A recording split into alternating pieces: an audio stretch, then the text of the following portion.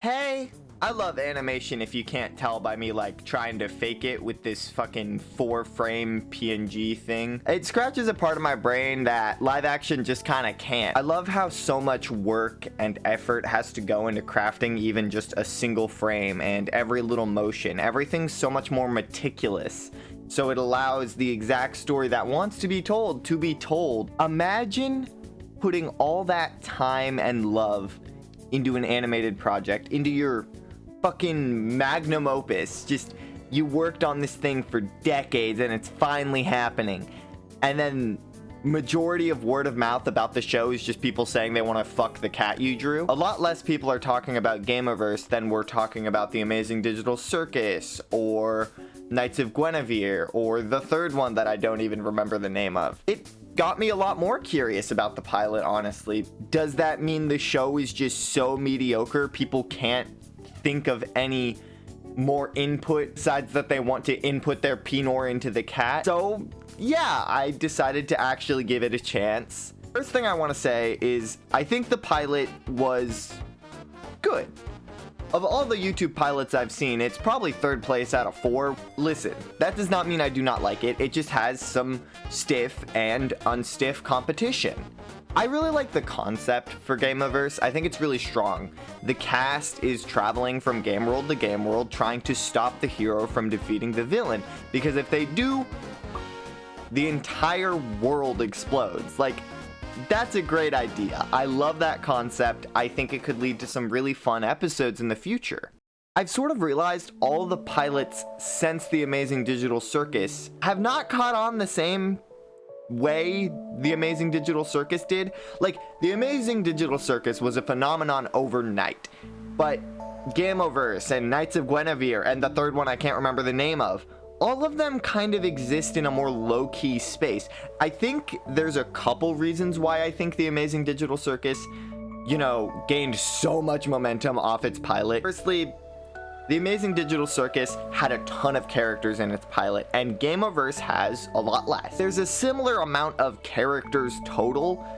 The Amazing Digital Circus is much more character-driven, and that's fine. Your show does not have to be character-driven. You can be more plot-driven, but it is a lot more palatable for a wider audience if your show is character-driven. I mean, the amount of variety in characters with The Amazing Digital Circus 2, everybody had a character who spoke to them. But with Gameoverse, each character sort of feels more generic and like they fit a more specific person, if that makes sense. Number 2, the hype for Glitch as a brand is a lot lower.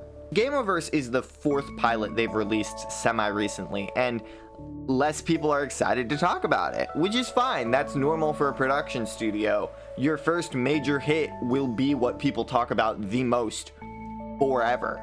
As a pilot, this episode isn't very great. Kit, the cat that everybody wants to fuck, is a big go-getter, but doesn't have the same unending positivity we typically see with that type of character. And I think that's really refreshing and fun, and I think it makes her dynamic really interesting with the rest of the cast, because she's still this, like, larger-than-life person that everybody else looks up to, but she cannot support herself, so it sort of makes the rest of the cast more necessary. The Boodle Kit's backpack is probably the character we spend the least time with in the pilot. He's a wisecracker, a bit of a tough guy. I do like his characterization, but I just wish we got to see more of him in the pilot. I feel like his screen time was really downplayed. Finally, there's the rookie Gobbles, a little Lernosaurus whose whole world recently got blown the fuck up, so now he has to learn to be a Farcade agent with these other 2. He actually delivers the most heart in the episode, which I didn't expect. I thought this character would just be a goofy joke, but he actually has some good personality to him, and weirdly, Egoraptor is honestly a really good voice actor for this guy. Like, I straight up think he nails the performance. It works super well in my opinion. The dynamics of these 3 are okay, but they're not perfected yet, which is fine. That's normal for an episode 1, but like I said, that's kind of the issue. This is episode 1. It doesn't really feel like a pilot. I love how the show has a clear appreciation for the Flash era of the internet. I mean, most of the worlds we've seen so far have been clear parodies of Flash games that I remember playing as a kid. There are two major factions in this world, Farcade and Syntax. The main cast are all Farcade. Farcade is trying to stop the game world heroes from defeating the villains so the world doesn't, explode. But Syntax is trying to get the heroes to defeat the villains so the world does explode so they can collect the float that remains afterwards. Now, being a bad pilot does not mean it is a bad episode of TV. It actually is a really solid episode. The pacing is really good. Like, we fucking blaze through these 30 minutes. There is always something important happening and there's always stuff to pay attention to. There's details you could miss. It would honestly be a great rewatch. The advice writers often get about pilots is the story should be self-contained, but also leave the audience wanting more.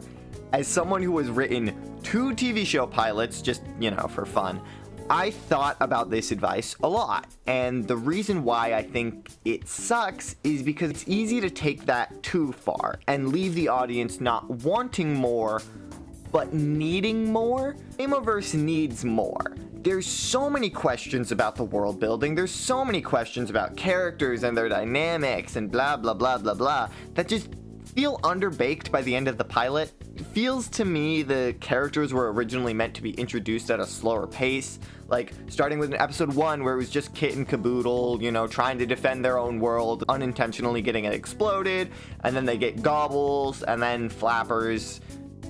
And the issue with Flappers, most of all, is he did not feel like he would become a part of the main cast, but it seems like he will. What? And he is gonna be a part of the main cast, but he feels so underbaked and uninteresting for that to be the case. Even his voice acting wasn't very interesting to me. It really felt very Mickey Mouse, which might have been the joke, but at the same time, this show is not a comedy at the end of the day. It can have funny moments, because everything should have funny moments, but they need to focus on having characters that can actually have interesting dynamics and not just be funny. What I recently realized thinking about this pilot more and more is that a hero wouldn't realize they're the hero of their world.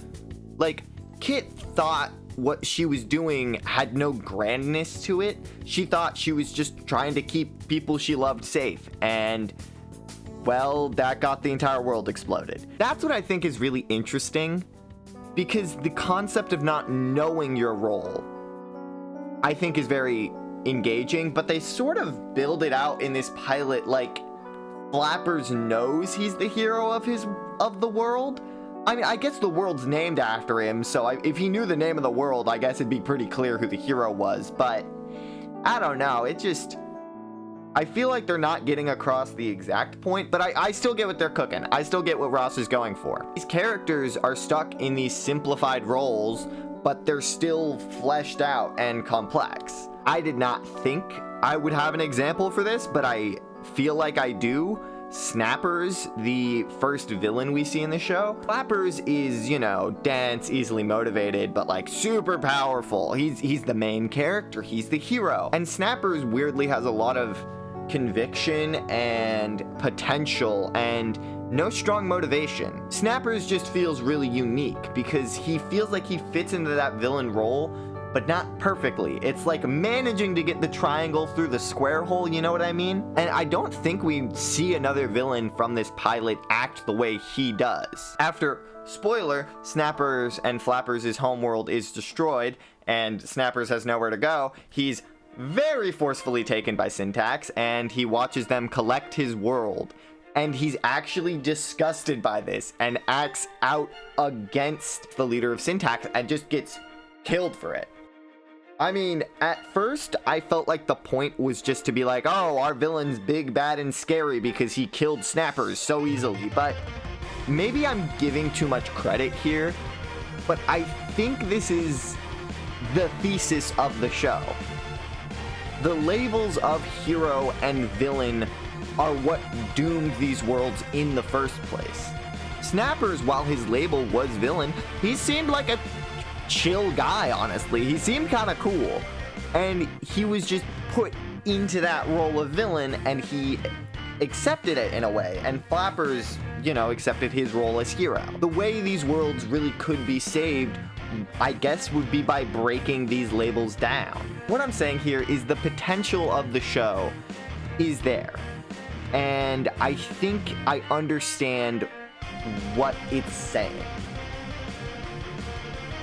With how often modern media is made for profits and profits only, it's rare to find modern shows that even feel like they have a thesis, you know? Where it feels like there's a purpose to the narrative they're spinning. Gameoverse could be something really unforgettable, or something unbelievably simple and straightforward. It is most likely that this show has been greenlit at this point. I think it just might be a couple years until we see it, because we better get Knights of Guinevere first. I'm gonna be so fucking mad if we don't.